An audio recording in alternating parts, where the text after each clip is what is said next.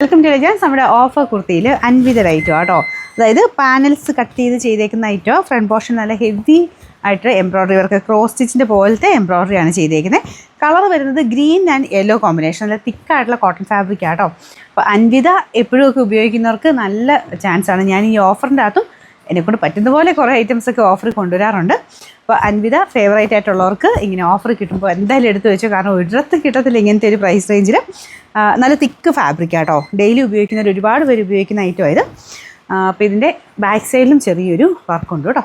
ഇതിന് നമ്പർ വരുന്നത് AC 355 1150 ആയിരുന്നു. നമുക്കിതിൻ്റെ ഓഫർ പ്രൈസ് എന്ന് പറയുന്നത് 880 രൂപയുള്ളൂ. 880.